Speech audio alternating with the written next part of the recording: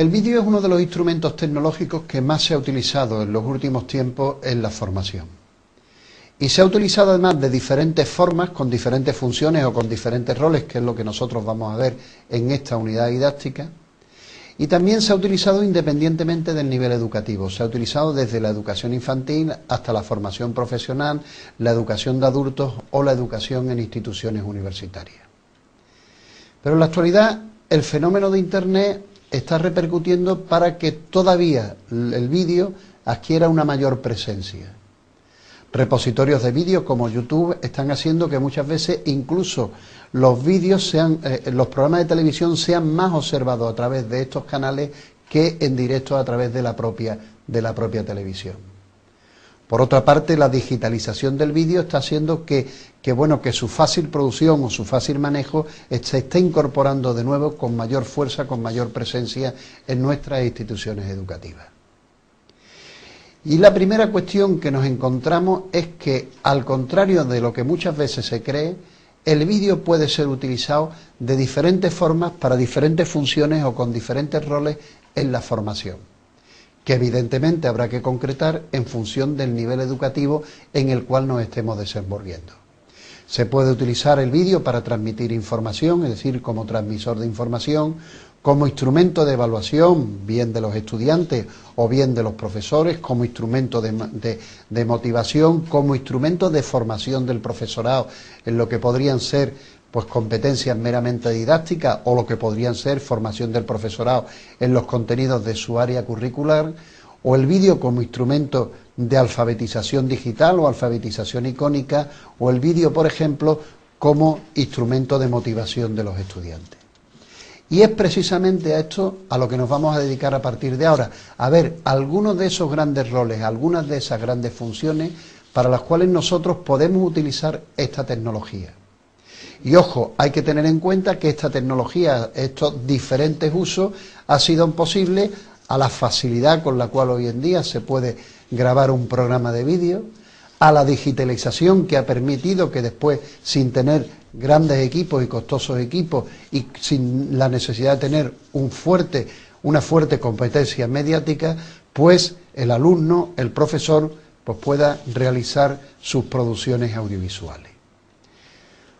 Una de las primeras formas de utilizar el vídeo en la enseñanza, posiblemente casi la segunda, detrás de otro de los roles que posteriormente vamos a presentar, que es el de motivación, se habla de la utilización del vídeo como transmisor de información. Y es cuando el profesor lo que pretende es con ese vídeo mensaje, con ese programa, con esa producción, lo que pretende es que el alumno pueda captar, pueda comprender pues determinados contenidos curriculares.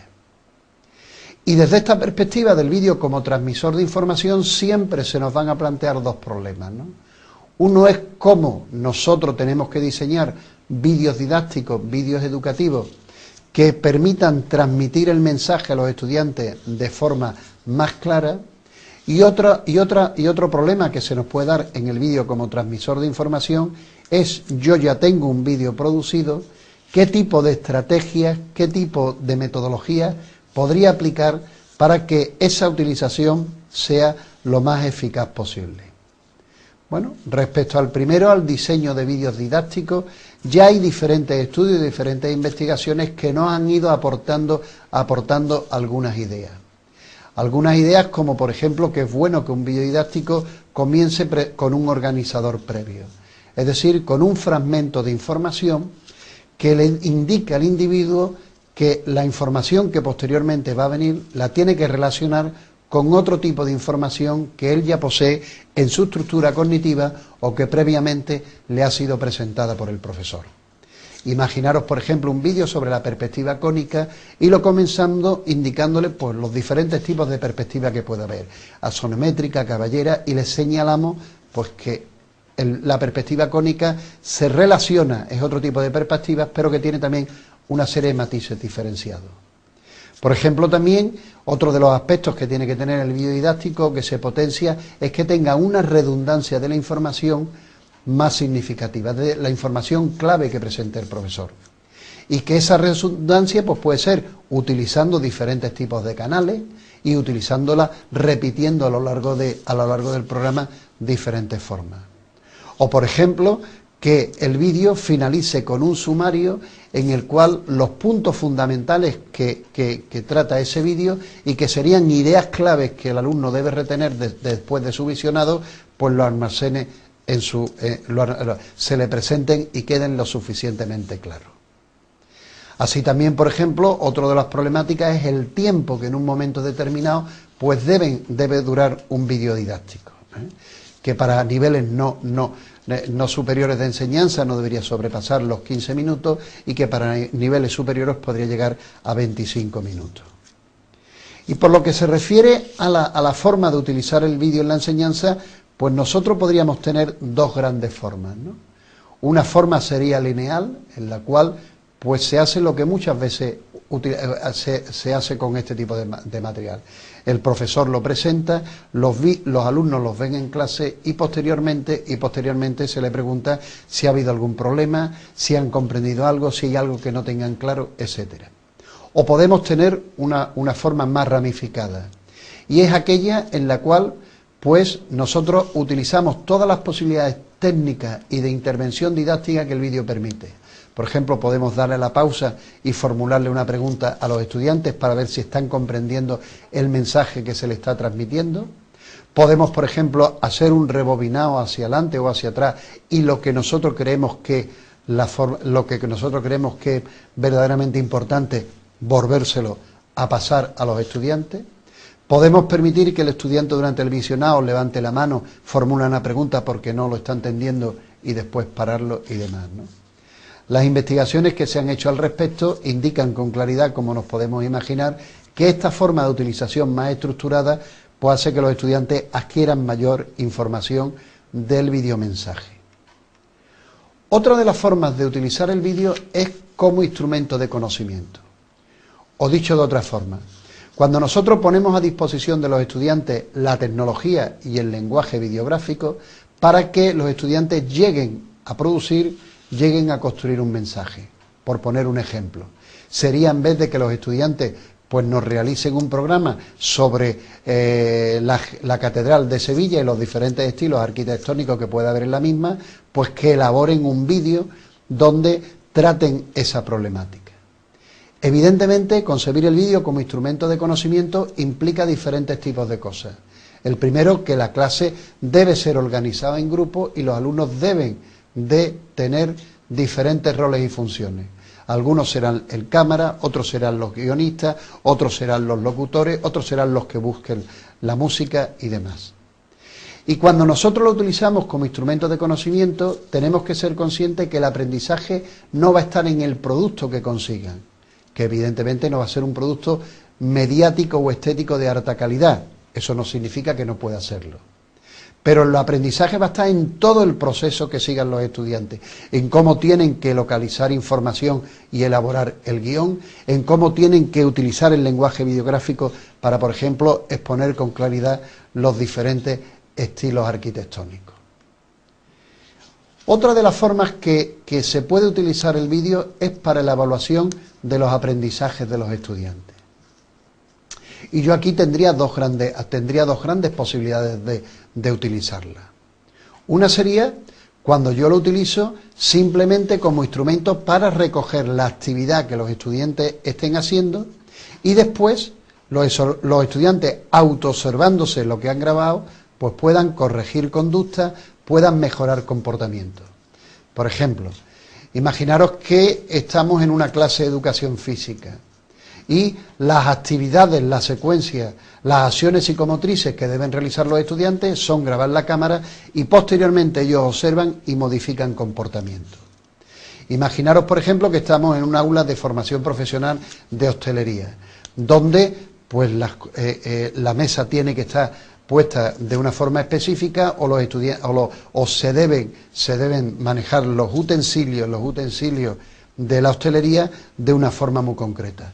Nosotros podemos poner una cámara, podemos en un momento determinado grabar a los estudiantes y que después los estudiantes se autoobserven y corrijan con el profesor o en una evaluación mediante pares con compañeros, pues corrijan los defectos que hayan podido detectar. Pero también yo puedo crear unos videoclips específicos evaluativos. Y me explico. Imaginaros, por ejemplo, que a la hora de preparar una prueba de laboratorio, pues hay una secuencia específica de prepararla.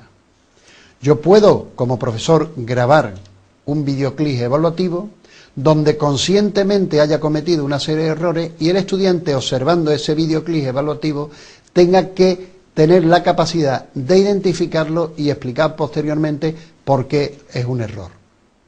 Imaginaros, por ejemplo, en automoción, en formación profesional, que el profesor desmonta un motor y comete también otra serie de errores. Y el alumno, observando, digamos, esa acción, pues tiene que identificar los errores cometidos por el profesor.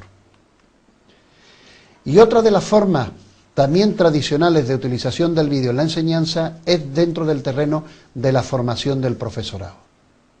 Y dentro de ese terreno de la formación del profesorado, una de las grandes formas ha sido la formación del profesorado en metodologías didácticas.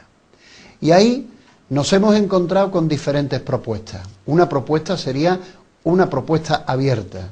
El profesor da una clase, la clase se le registra en vídeo y posteriormente es observada con un profesor experto que le va indicando, que le va corrigiendo los detalles que él ha podido observar. O también podemos hacer que el profesor ponga en funcionamiento determinadas competencias didácticas, por ejemplo, formular preguntas, por ejemplo, llevar a cabo una metodología de formación, de indagación, o por ejemplo, llevar a cabo un funcionamiento, acciones colaborativas de formación, ¿no? De lo que se trata, por tanto, sería de grabar en vídeo esas acciones que los estudiantes han realizado con el profesor y después que el profesor, observándose, pueda corregir.